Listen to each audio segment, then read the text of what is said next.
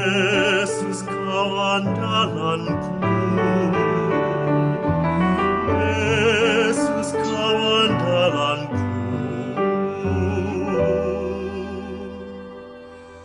Engkau Sudah bisa dimulai. andalanku sepanjang hidupku.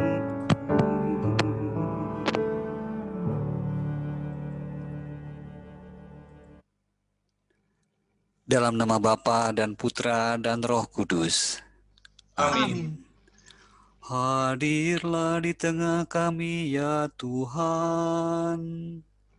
Maka berserakanlah nyala keselamatan. Kita dengarkan kutipan dari buku catatan harian Santa Faustina. Bacaan dari buku catatan harian Santa Faustina nomor 840 dan 846.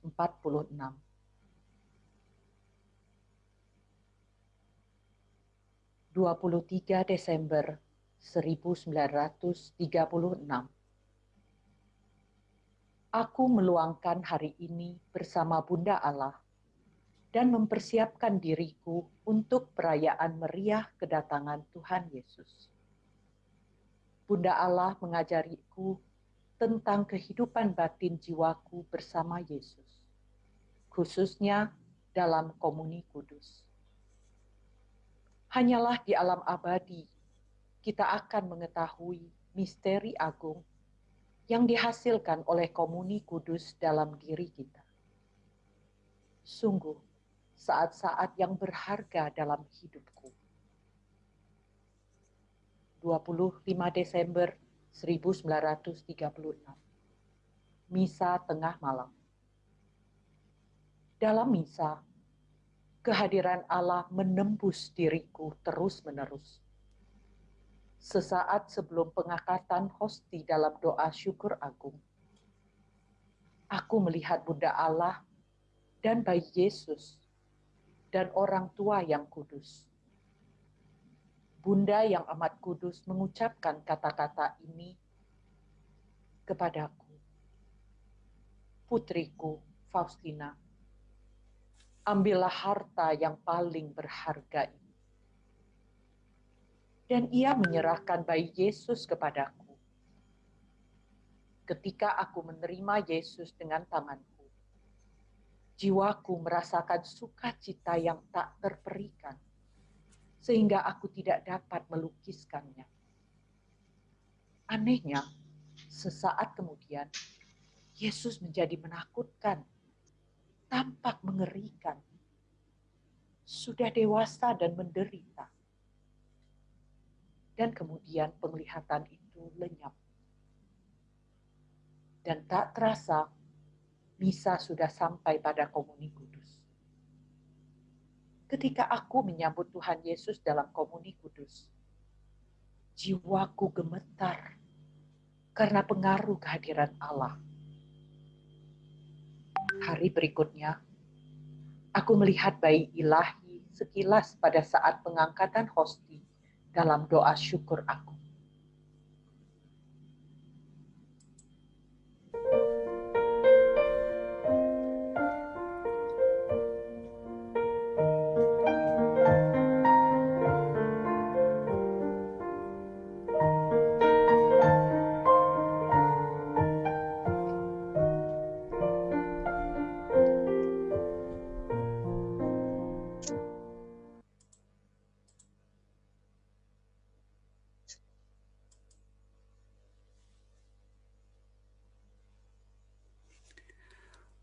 Bu Esther silahkan.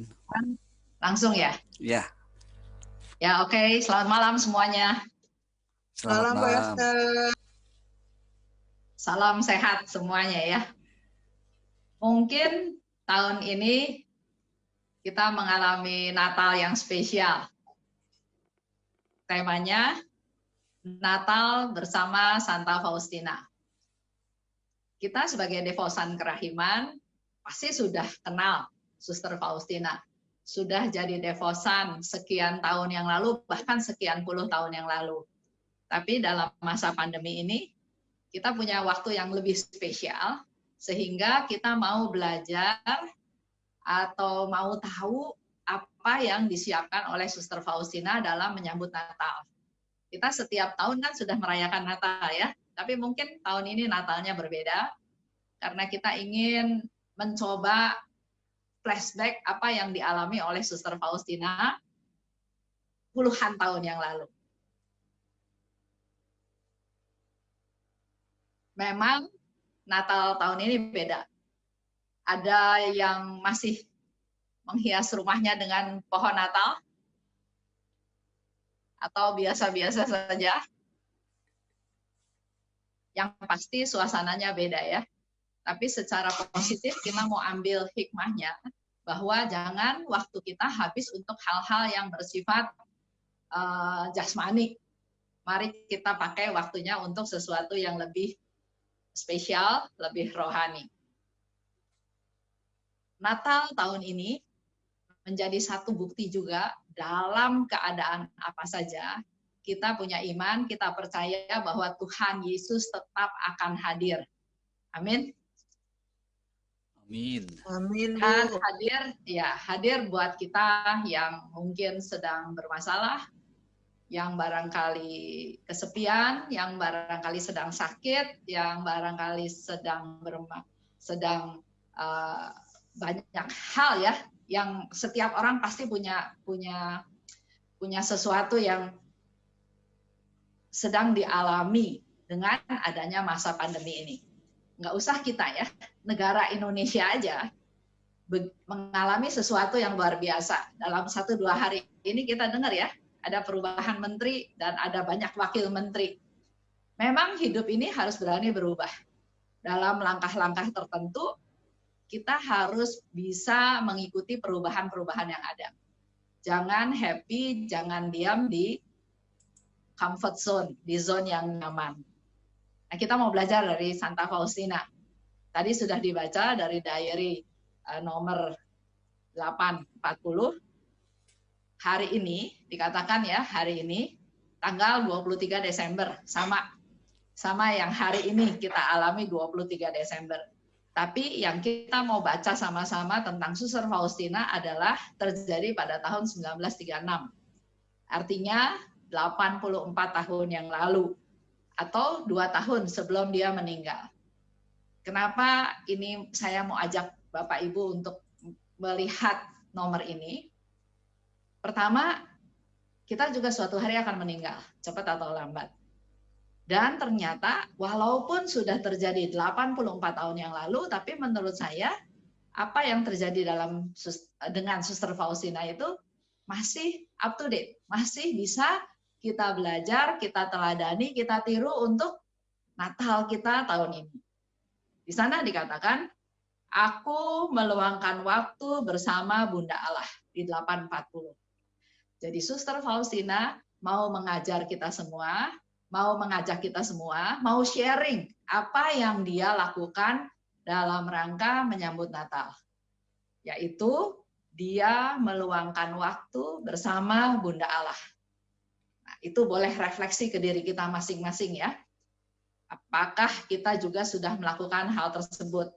Terus terang, buat saya sendiri pribadi, Natal tahun yang lalu, saya nggak lakukan itu. Natal ya Natal, persiapan Natal, masuk masa Advent, ada penerimaan sakramen tobat, ikut perayaan Ekaristi, dan seperti biasanya. Tapi melalui diary Faustina, kita semua diingatkan bahwa Suster Faustina dalam merayakan Natal, mempersiapkan perayaan yang luar biasa, dia meluangkan waktu bersama Bunda Allah. Hening, diam, bercakap-cakap. Perlu waktu yang kita siapkan untuk bersama Bunda Allah. Dan ternyata di sana dikatakan Bunda Allah, Bunda Maria mengajar Suster Faustina tentang kehidupan batin. Jiwaku bersama Yesus. Bunda Maria mengajar kepada Suster Faustina. Kalau kita juga merenungkan atau ada bersama dengan Bunda Maria, pasti ajarannya ke kita juga beda-beda. Mungkin kita banyak kaum ibu ya di sini ya. Mungkin Bunda Maria akan memberikan renungan atau pencerahan kepada kita. Mungkin satu pertanyaan, apakah engkau sudah menjadi ibu yang baik? Apakah engkau sudah memelihara, sudah menjaga anak-anak yang Tuhan titipkan pada kita semua? Atau banyak permenungan lain ya. Ini perlu dilakukan permenungan karena pasti akan berbeda-beda pribadi lepas pribadi. Lanjut, yang nomor 2. Dikatakan lagi, aku mempersiapkan diriku untuk perayaan meriah kedatangan Tuhan Yesus. Suster Faustina juga sharing, dia mempersiapkan diri. Jadi ada 2 hal yang dilakukan oleh Suster Faustina. Pertama, meluangkan waktu bersama dengan Bunda Maria, bertanya, belajar, mendapat pencerahan, karena Bunda Maria itu adalah guru. Bunda Maria adalah pengajar dari Suster Faustina. Dan yang kedua, dia mempersiapkan diri untuk perayaan meriah kedatangan Tuhan Yesus. Persiapan diri juga pasti berbeda-beda. Kita umumnya ya pergi menerima sakramen tobat untuk masuk ke dalam persiapan Natal. Tapi apakah itu saja cukup? Nah, saat ini kita punya waktu lebih banyak untuk lebih merenung. Terutama kita-kita yang barangkali sudah lewat dari 60 tahun ya, udah nggak bisa pergi ke perayaan Ekaristi. Jadi masih punya banyak waktu untuk di rumah untuk merenung. Jangan sampai umurnya nambah sehari lepas sehari, tapi kalau nanti suatu hari Tuhan tanya apa yang sudah kamu lakukan, kita juga nggak bisa terlalu menjawab apa yang sudah dilakukan. Aku mempersiapkan diriku. Kalau tadi saya sebut biasanya kita hanya menerima sakramen tobat. Dalam hal ini, Suster Faustina katakan, dia mempersiapkan dirinya itu dengan sungguh-sungguh merindukan Tuhan. Engkau yang kurindukan, engkau yang kuinginkan. Jadi fokusnya, prioritasnya adalah Tuhan. Enggak mikirin masalah kiri kanan yang ada. Kita memang manusia nggak lepas dari masalah. Tapi dalam persiapan Natal ini, apalagi tinggal 2 hari ini, Suster Faustina sungguh-sungguh mempersiapkan diri bukan hanya suaranya double ya. Jadi mempersiapkan diri dalam hal ini dengan satu kerinduan yang besar. Dia sangat merindukan Tuhan. Beda ya, kita mempersiapkan diri, pergi ke sakramen tobat, ya sudah pergi ke perayaan Ekaristi, karena mau Natal pasti yang datang banyak, jadi saya harus datang lebih cepat. Tidak sesederhana itu. Suster Faustina punya kerinduan yang besar. Hanya engkau yang kurindukan. Jadi bukan yang lain-lain. Jadi jangan bias, jangan pikirin hal-hal yang lain. Fokus dalam 2 hari ini, hanya engkau Tuhan yang aku inginkan. Hanya engkau Tuhan yang aku rindukan. Itu ada di 841. Ini tanggal 23 ya. Tanggal 24 Desember, Suster Faustina ikut perayaan Ekaristi. Berarti ikut perayaan misa pagi ya, misa harian. Di sana dia juga melakukan lagi persiapan lebih lanjut, yaitu aku menyatukan diri secara istimewa dengan Allah dan bundanya yang tak bernoda. Jadi ada persiapan, ada kerinduan, ada intensi, ada prioritas, dia mau mempersatukan diri dengan Tuhan. Kalau kita mau bersatu dengan Tuhan, mau merasakan Tuhan, kita nggak mungkin tanpa persiapan. Mungkin harus datang ke gereja lebih pagi, menyiapkan diri, jangan pikirannya jangan dipenuhi dengan hal-hal pikiran-pikiran yang lain, tapi kemarin Suster Faustina sudah bilang, dia hanya merindukan Tuhan, dia hanya menginginkan Tuhan, jadi lupakan yang lain, dalam tanda kutip ya. Jangan sampai hal-hal, apalagi hal-hal duniawi, mengganggu konsentrasinya Suster Faustina. Dia menyatukan diri secara istimewa dengan Allah dan bundanya yang tak bernoda. Karena ternyata di 843, Suster Faustina bilang bahwa semakin meneladan Bunda Allah, semakin dalam aku mengenal Allah. Ini satu jawaban yang luar biasa yang Suster Faustina mau kasih ke kita semua. Kita kan suka nggak bisa ngebayangin Allah itu yang seperti apa. Allah itu esa, kuasa, besar, tapi otak kita tuh terbatas ya, cuma segitu ya. Sedangkan Allah itu maha kuasa, jadi nggak mungkin kita bisa mengambil kesimpulan, membayangkan Allah itu yang seperti apa.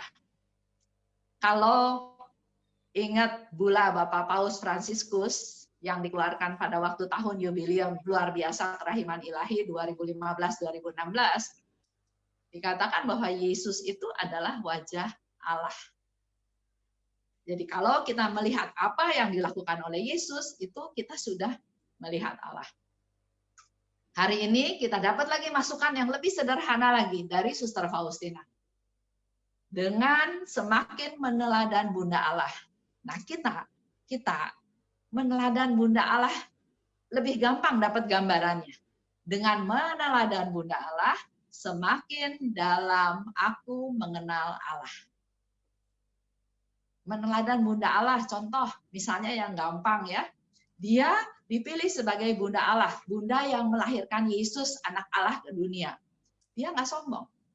Kita bisa belajar dari Bunda Maria yang rendah hati, yang nggak sombong. Malaikat bilang harus pergi ke Mesir karena akan ada pembunuhan anak-anak oleh Herodes. Dia nggak mempertahankan prioritinya, nggak mempertahankan, saya Bunda Allah loh, masa saya diusir-usir ke Mesir? Enggak. Dia mengikuti arus. Dia rendah hati. Terserah Tuhan lah. Tuhan mau atur apa, terserah. Sama juga waktu engkau akan mengandung dan melahirkan seorang anak. Dia bilang, saya siapa? Tapi aku ini hamba Tuhan. Nah, hal-hal itu kita belajar dari Bunda Maria, meneladan Bunda Maria, dan pasti, seperti yang Suster Faustina bilang, semakin meneladan Bunda Allah, semakin dalam aku mengenal Allah. Jadi kalau Bapak Ibu mau ingin mengenal Allah lebih dalam, mari kita meneladan Bunda Maria. Bagaimana caranya? Balik lagi ke tadi 8:40. Meluangkan waktu bersama Bunda Allah. Sama seperti kita ngobrol sama ibu kita. Sama ibu kita masing-masing kita ngobrol. Sharing pengalaman. Pasti akan banyak dapat masukan-masukan. Yang kedua, di tanggal 24 masih ya. Ternyata, Suster Faustina bilang juga bahwa cinta dan penderitaan itu berjalan seiring. Cinta dan penderitaan itu berjalan seiring. Dan Suster Faustina katakan, aku tidak akan menukar rasa sakit yang kau timbulkan dengan harta apapun. Dia rindu ketemu Tuhan Yesus. Dia bilang, kapan Tuhan akan mengambil saya? Ngapain saya lama-lama di tempat ini, di tempat pembuangan? Ada kerinduan ingin ketemu Tuhan, tapi dia belum meninggal, belum bisa bersama-sama dengan Tuhan. Jadi ada kerinduan yang luar biasa kepada Tuhan. Orang yang lagi rindu sekali pasti mengalami satu penderitaan. Tapi di sini Suster Faustina bilang, penderitaan yang kau timbulkan, rasa sakit yang kau timbulkan, nggak mau aku tukar dengan harta apapun. Kalau kita bandingkan atau samakan dengan firman Tuhan bilang, bersyukurlah senantiasa dalam segala hal. Kalau di dalam otak kita punya pegangan, punya prinsip bahwa saya akan tetap bersyukur dalam segala hal, saya ingin melaksanakan firman Tuhan, maka dalam hal apapun kita akan tetap bisa bersyukur. Dikatakan lebih lanjut oleh Suster Faustina, inilah penderitaan yang timbul karena sukacita yang tidak dapat dipahami. Kalau relasinya dengan Tuhan itu dekat, maka kita bisa masuk ke kata-kata ini. Tapi kalau kita relasinya nggak dekat sama Tuhan, apalagi kita seperti bayi Yang kalau doa pengennya dijawab. Sama seperti bayi. Kalau lapar, dia nangis. Pokoknya dia nangis. Si ibu tahu, oh ini lapar, kasih susu. Dia nangis. Oh ternyata popoknya basah, diganti popoknya. Modalnya cuma nangis. Nah kalau kita nggak dewasa-dewasa, kita pengennya setiap doa dijawab. Itu sama seperti bayi. Kita nggak dewasa.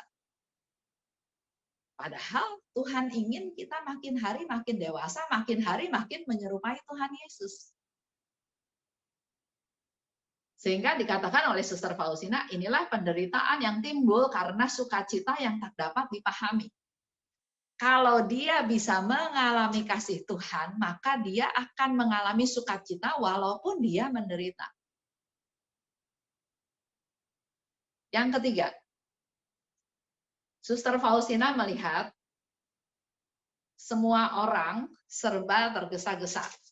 Hari ini nggak dibacain ya, tapi sebetulnya bacaannya itu kalau Bapak Ibu nanti mau gali lebih lanjut, dari 840, 841, 843, 845, 846. Tapi tadi dibaca cuma awal sama akhir ya. Nah, di tanggal 24 itu Suster Faustina dijemput dari rumah sakit ke biara. Dia sukacita. Dia sukacita, dia melewati satu kota, dia melihat kota itu seperti kota Bethlehem. Kota kelahiran Tuhan Yesus ya. Tapi di sana dia melihat semua orang itu serba tergesa-gesa. Kita refleksi lagi kehidupan kita sebelum ada pandemi. Apakah kita punya banyak waktu bersama Tuhan? Atau semuanya serba tergesa-gesa? Bangun, kerjain ini, kerjain itu. Dulu ya, waktu saya masih muda, masih kerja full time, saya pernah kerja di satu bank. Saya ngobrol sama satu temannya, dia bilang, Esther, saya tuh harus bangun jam 5 pagi. Harus siapin makanan buat anak-anak bekal jam 5:30. Dia harus sudah meninggalkan rumah, ngejar naik kereta api ke Jakarta. Kalau telat aja, itu udah telat terus tuh. Sampai ke kantor jam 8. Kerja sampai jam 5, jam 6. Bahkan 6:30 kalau lembur. Pulang sampai rumah juga udah jam 10. Jadi di sini Suster Faustina melihatnya ya, semua serba tergesa-gesa. Nah, sekarang refleksi ke diri kita masing-masing. Apakah kita juga orang-orang yang masih mengerjakan sesuatu tergesa-gesa yang sebetulnya kalau dievaluasi, hal-hal itu nggak ada gunanya, nggak terlalu ada gunanya. Suster Faustina katakan begini, siapa yang hari ini masih meluangkan waktu untuk bermeditasi dalam ketenangan dan keheningan untuk merenung mengenai misteri kelahiran Yesus yang tidak terselami ini. Kita setiap tahun merayakan Natal. Kita tahu perayaan Ekaristi atau perayaan Natal ya Yesus lahir. Ada kandang, ada patung kanak-kanak Yesus, ada patung Bunda Maria, yes, ada pohon Natal besar ya. Itu yang kita lihat setiap tahun. Tapi hari ini kita dapat masukan lagi dari Suster Faustina. Hei Bapak Ibu, yang biasanya hidup tergesa-gesa, coba renungkan, luangkan waktu, bermeditasi, untuk dalam ketenangan dan keheningan merenung misteri kelahiran Yesus yang tidak terselami ini. Merenungkan yang Yesus lahir. Pertanyaannya, Yesus kan anak Allah. Buat apa lahir ke dunia? Atau kalau dia anak Allah, Allah itu Maha Esa, Maha luar biasa, kenapa dia harus lahir di kandang? Kenapa nggak dapat kamar di penginapan? Nggak heboh. Kalau anak raja lahir kan heboh. Kalau ini enggak. Yang datang malah para gembala. Apa ya tujuannya? Kenapa Tuhan Bapa mengutus anaknya lahir ke dunia? Coba itu direnungkan. Dan yang terpenting lagi adalah, apa sih arti Yesus datang ke dunia, Yesus lahir buat saya. Apa arti yang sesungguhnya untuk saya? Kelahiran Yesus itu. Bagi saya, bagi hidup saya. Setelah kita tahu poin-poin tadi, merefleksi, mengevaluasi seluruh hidup kita, mungkin kita bisa masuk ke dalam satu pencerahan atau satu permenungan yang baru atau pencerahan atau punya satu komitmen baru. Kalau Suster Faustina ya, dia katakan, saya mau mempersembahkan kehidupan batin saya. Jadi kehidupan batinku mau aku persembahkan untuk menyenangkan Tuhan. Jadi tujuannya bukan hanya menyerahkan kehidupan batin, tapi kehidupan batin ini dia lakukan untuk bisa menyenangkan Tuhan. Saya udah umur 60 lebih. Ya kalau Tuhan kasih umur terus ya berapa puluh tahun lagi ya mungkin ya. Tapi yang terpenting adalah apakah waktu yang Tuhan berikan, yang masih Tuhan berikan, sudah kita isi dengan hal-hal yang menyenangkan Tuhan.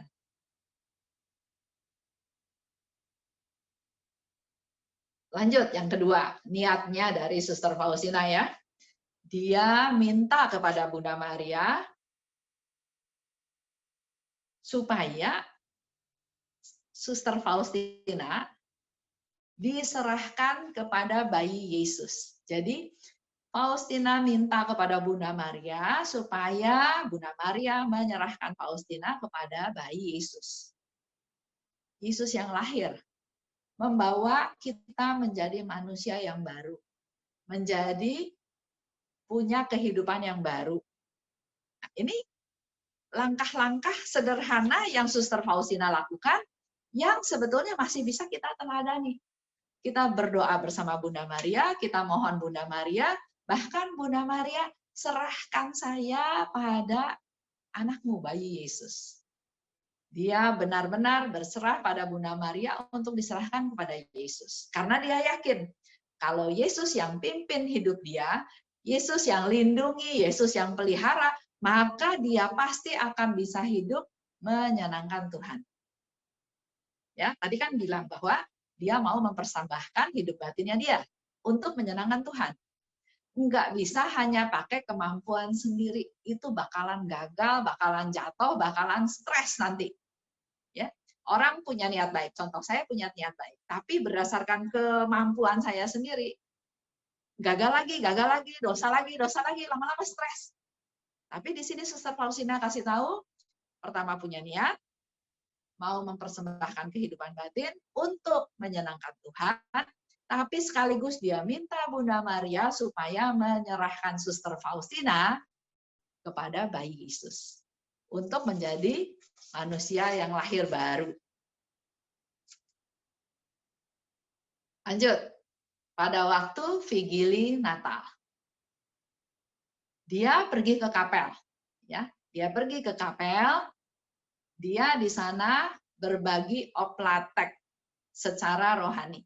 Oplatek itu seperti makanan, penganan, saya bayangin seperti hosti yang dibelah-belah, dibagi-bagi ya, itu biasanya dibagikan pada waktu menjelang Natal. Nah, tapi yang dilakukan oleh Suster Faustina dan bisa kita tiru sekarang dalam masa pandemi, dia membagikan oplatek untuk orang-orang yang dikasihi, membagikan oplatek secara rohani dengan cara dia berdoa kepada Yesus untuk orang-orang yang dia kasihi supaya Yesus memberikan rahmat kepada orang-orang tersebut.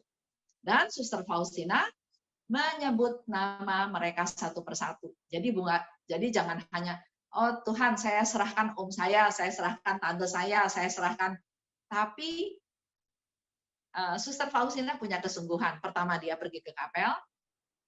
Kalau kita sekarang nggak bisa ke kapel, karena di gereja saya pun umurnya masih nggak, dengan umur seperti sekarang nggak bisa pergi ke kapel. Lakukan itu di rumah. Tapi dengan menyebut nama mereka masing-masing, dan nama-nama ini diserahkan kepada Yesus supaya Yesus memberi rahmat kepada orang-orang yang Dia kasihi. Itu pertama ya.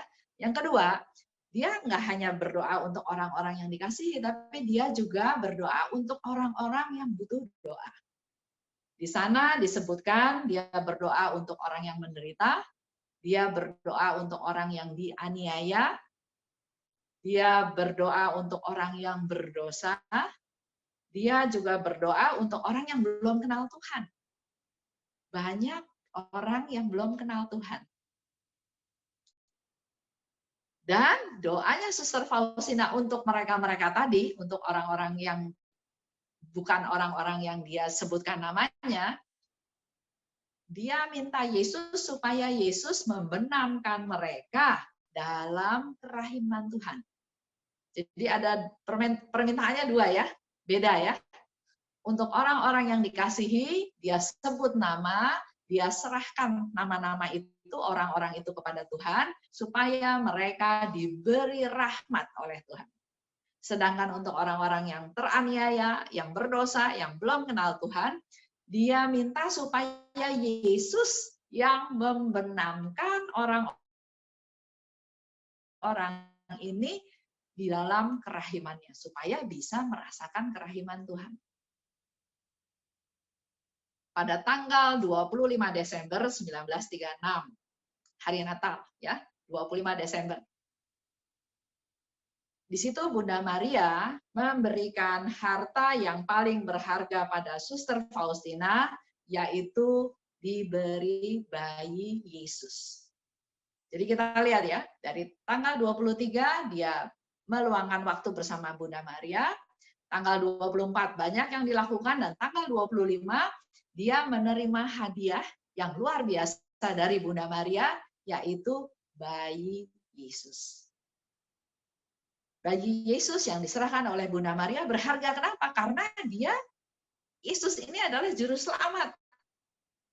Yesus bilang, aku adalah jalan, kebenaran, dan hidup. Kalau kita dikasih Yesus sama Bunda Maria, maka kita sudah tahu jalan, kebenaran, dan hidup. Dia juru selamat kita. Dan kita sebagai devosan kerahiman ilahi bisa sungguh-sungguh mengatakan mengandalkan Yesus dalam seluruh hidup kita. Itu sedikit cerita dari apa yang dialami oleh Suster Faustina di tahun 1936. Menurut saya, semua yang dilakukan oleh Suster Faustina bukan sesuatu yang luar biasa, yang istimewa, yang kita nggak bisa lakukan. Kita bisa lakukan. Ini menjadi kesempatan buat kita semua dalam masa pandemi sekarang ini, untuk kita bisa meneladan apa yang dilakukan oleh Suster Faustina. Dan di hari Natal, tadi Suster Faustina katakan, dia mendapat hadiah yang luar biasa istimewa dari Bunda Maria, yaitu diberi bayi Yesus. Itu aja renungannya.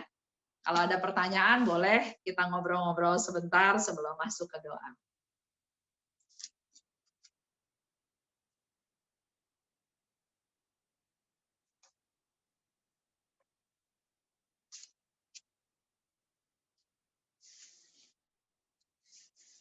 Silahkan kalau ada yang mau tanya. Kalau nggak ada yang mau tanya, silahkan Bapak lanjutkan.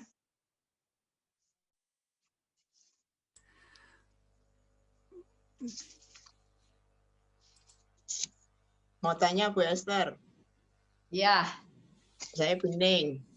Ya, Ibu Ning, selamat malam. Malam Bu. Tadi di nomor 846, Bunda Maria memberikan kanak-kanak Yesus kepada Santa Faustina yang berupa bayi. Ya, tapi kok tiba-tiba menjadi Yesus yang sudah dewasa dan dan teraniaya. Itu maksudnya Tuhan apa ya Bu ya? Ini kan satu penglihatan yang dilihat oleh Suster Faustina.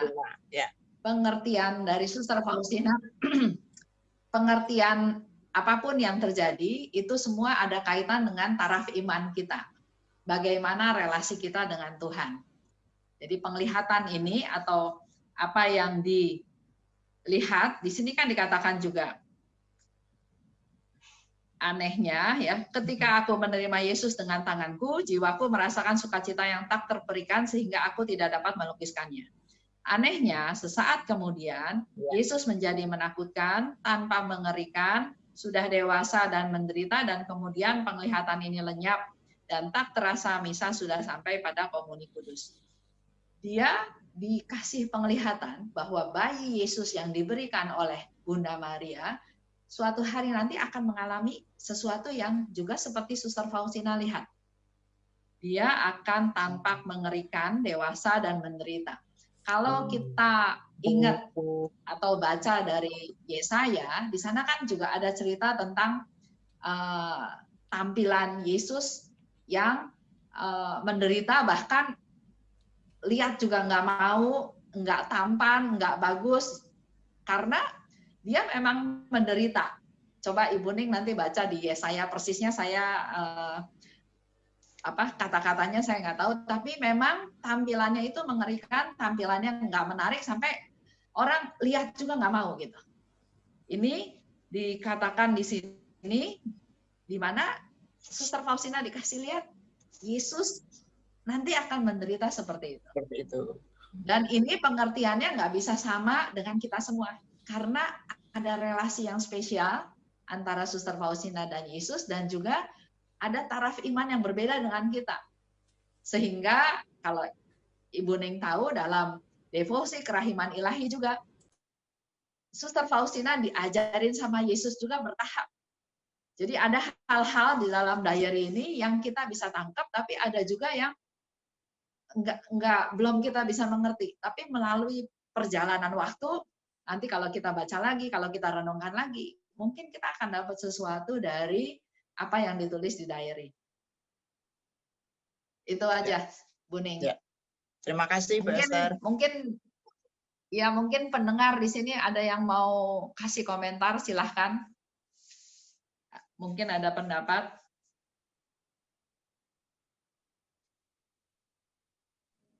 Ya, saya berpendapat, Bu. Saya ada pendapat, Ya. Bu.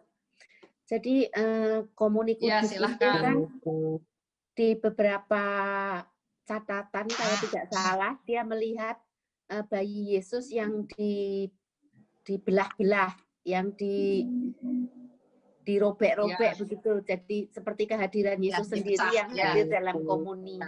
Jadi penglihatan waktu Yesus menderita itu seperti Yesus yang sedang dalam jalan salib. Yesus yang sedang menghadapi penyalipan.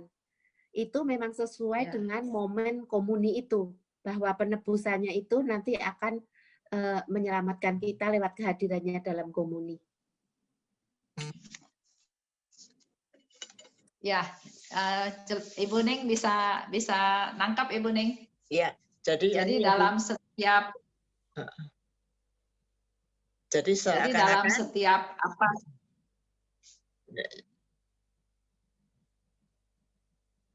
Jadi diary Suster Faustina itu adalah suatu catatan harian apa yang dialami oleh Suster Faustina.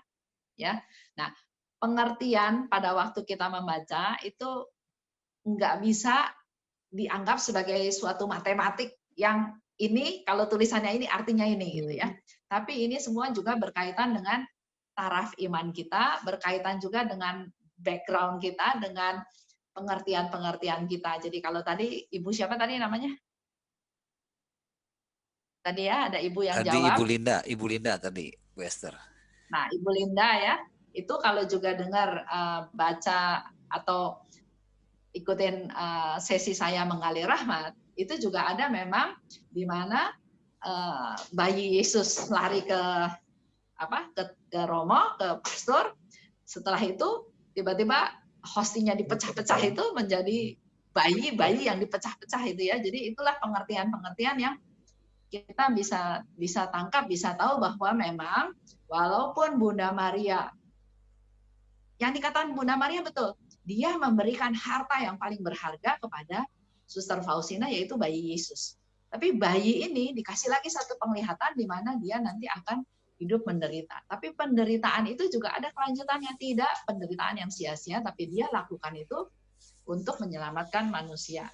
Selanjutnya, nanti di diary yang lain juga di mana Suster Faustina dikasih satu penglihatan-penglihatan di mana Yesus juga bilang, Suster Faustina atau Faustina, kamu harus hidup mengikuti cara hidupku dari palungan sampai salib. Nah, penglihatan-penglihatan ini menjadi masukan juga buat Suster Faustina bahwa dia juga akan mengalami hal yang sama seperti yang sudah Yesus alami. Ini nggak bisa matematik ya, kita akan terus berkembang. Silahkan. Ada lagi?